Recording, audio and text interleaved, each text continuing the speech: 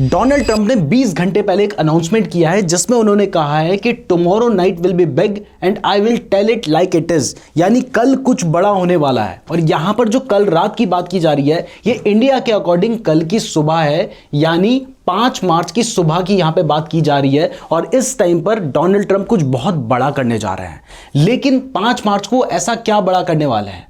तो यहां पर सबसे जरूरी बात यह है कि 5 मार्च की सुबह यानी 4 मार्च की जो रात होगी उस टाइम पर डोनाल्ड ट्रंप कांग्रेस का एक जॉइंट सेशन एड्रेस करेंगे, यानी उसमें वो बहुत बड़े बड़े अनाउंसमेंट कर सकते हैं। बट ये जो अनाउंसमेंट है ये किससे रिलेटेड हो सकते हैं, चलिए समझते हैं। क्योंकि आपको पता है कि डोनाल्ड ट्रंप जो कुछ करते हैं इसका पूरे ग्लोबल मार्केट में बहुत ज्यादा इंपैक्ट पड़ता है। इवन यही सब करके तो उन्होंने सभी के स्टॉक मार्केट की बैंड बजा रखी है। और अभी रिसेंटली उन्होंने कनाडा और मैक्सिको के ऊपर जो टैरिफ लगाया था वो आज से इंप्लीमेंट करना शुरू भी कर दिया है। तो अब ये जो डोनाल्ड ट्रंप ने कहा है इसके पीछे क्या चीज हो सकती है, क्या वो अनाउंसमेंट कर सकते हैं, ये हमारे लिए समझना बहुत ज्यादा जरूरी है। तो इसको डिटेल में समझते हैं।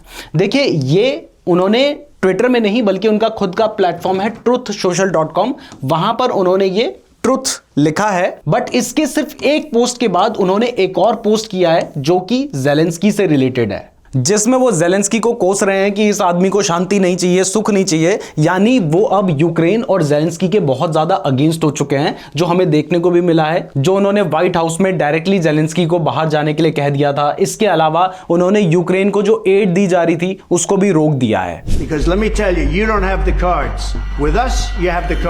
यानी यूक्रेन को जो वो सपोर्ट कर रहे थे वो तो बिल्कुल उन्होंने खत्म कर दिया है। तो अब पहली बड़ी चीज होने के जो सबसे ज्यादा चांसेस लग रहे हैं वो ये है कि जो यूएस ने रशिया के ऊपर सैंक्शंस लगा रखे हैं, हो सकते हैं कि वो इन सैंक्शंस को हटा दें।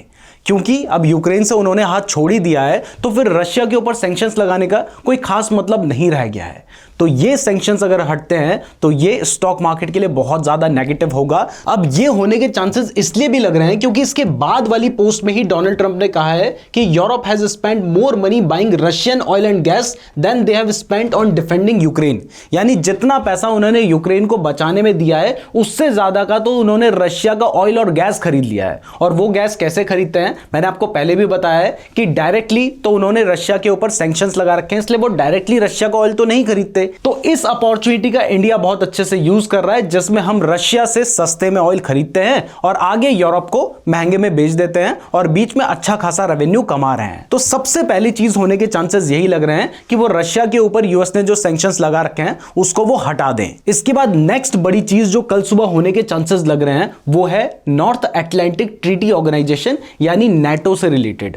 आप सभी को पता है कि नेटो में 32 कंट्रीज हैं, जिसमें यूएस भी एक कंट्री है। और इन सभी के बीच में ट्रीटी है कि अगर मान लीजिए इनमें से किसी भी एक कंट्री के ऊपर कोई दूसरी कंट्री अटैक करती है तो इस केस में 32 की 32 कंट्रीज अपने मेंबर का सपोर्ट करेंगी। तो अगर 32 देश किसी दूसरे देश के अगेंस्ट खड़े हो जाएं तो वहां पर उस देश के लिए बहुत ज्यादा प्रॉब्लम खड़ी हो सकती है। अब इसमें बहुत सारी यूरोपियन कंट्रीज आती हैं, इसके अलावा यहां पर यूएसए भी आता है।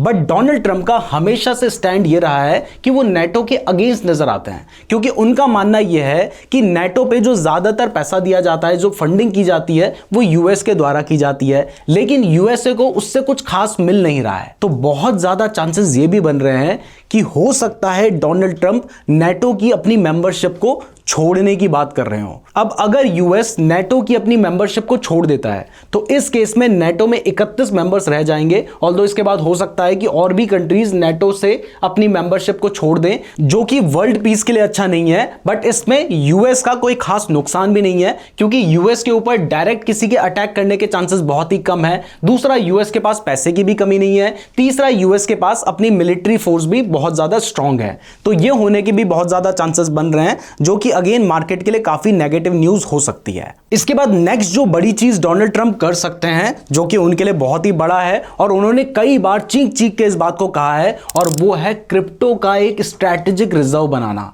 तो हो सकता है कि ये जो बड़ी बात वो कह रहे हैं वो क्रिप्टो के स्ट्रैटेजिक रिजर्व को बनाने के लिए कोई ऑफिशियल अनाउंसमेंट करने जा रहे हो। अब अगर ऐसा होता है तो ये क्रिप्टो मार्केट के लिए बहुत ही ज्यादा पॉजिटिव हो सकता है, क्रिप्टोज की प्राइस बहुत ज्यादा बढ़ सकती है और इवन रिसेंट में क्रिप्टो मार्केट में बहुत ज्यादा वॉलेटिलिटी भी चल रही है, आप देख भी रहे हैं। इवन ये होने के भी चांसेस इसलिए बन रहे हैं क्योंकि रिसेंटली डोनाल्ड ट्रंप ने क्रिप्टो रिजर्व बनाने की बात दोबारा से कही है, जिसमें उन्होंने ये तक कहा है कि वो 5 ऐसी क्रिप्टो करेंसीज को चाहते हैं जो कि स्ट्रैटेजिक रिजर्व में होनी चाहिए, जिसमें बिटकॉइन और इथेरियम तो है ही, लेकिन इसके अलावा सोलाना, XRP और कार्डेनो को भी उन्होंने अपने क्रिप्टो रिजर्व में रखने की बात कही है। तो ऐसे में उनके क्रिप्टो स्ट्रैटेजिक रिजर्व के अनाउंसमेंट होने के भी चांसेस जो हैं वो बनते हैं। इसके बाद जो फोर्थ अनाउंसमेंट है वो वीजा इमिग्रेशन से रिलेटेड भी हो सकता है, क्योंकि आपको पता है कि वो इस मामले को लेकर बहुत ही ज्यादा स्ट्रिक्ट हैं, तो हो सकता है कि इसके ऊपर भी वो कोई स्ट्रिक्ट पॉलिसी या रूल लाने की बात कह रहे हो।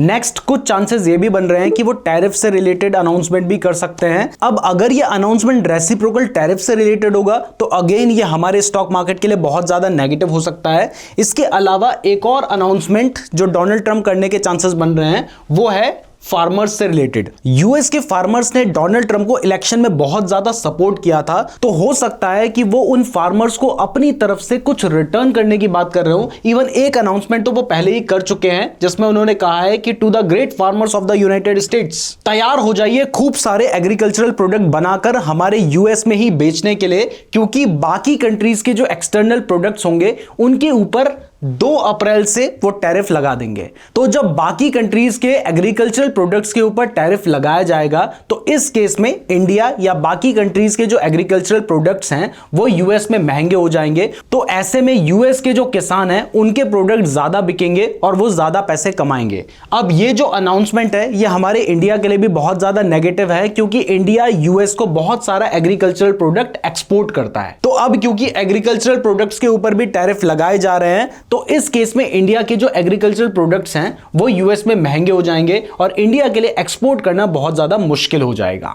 तो अब बस कल सुबह यानी 5 मार्च का इंतजार है, जिससे क्लियर हो जाएगा कि डोनाल्ड ट्रंप क्या अनाउंसमेंट करने वाले हैं। वैसे आपके अकॉर्डिंग इसके अलावा क्या अनाउंसमेंट हो सकता है या हमें कमेंट करके जरूर बताइएगा। और हां, अगर ये अनाउंसमेंट क्रिप्टो स्ट्रैटेजिक रिजर्व से होता है तो क्रिप्टो करेंसी की प्राइस बहुत ज्यादा बढ़ सकती है। तो अगर आप क्रिप्टो करेंसी में ट्रेड करना चाहते हैं तो हमने डेल्टा एक्सचेंज का लिंक आपको डिस्क्रिप्शन पे दे रखा है, वहां से आप अपना क्रिप्टो ट्रेडिंग अकाउंट बिल्कुल फ्री में खोल सकते हैं। और इवन अगर आप हमारे लिंक का यूज करेंगे तो इस केस में आपकी ट्रेडिंग फीस के ऊपर आपको 10% का डिस्काउंट भी मिलेगा और पहले दिन से ही यूपीआई के थ्रू फंड ऐड और विड्रॉ करने का फीचर भी मिल जाएगा। तो डिस्क्रिप्शन में डेल्टा एक्सचेंज का लिंक दिया गया है और अगर आप क्रिप्टो ट्रेडिंग के बारे में डिटेल में सीखना चाहते हैं तो आप इस वीडियो को देख सकते हैं। वीडियो पसंद आई है तो वीडियो को लाइक और चैनल को सब्सक्राइब जरूर कर दीजिएगा। धन्यवाद।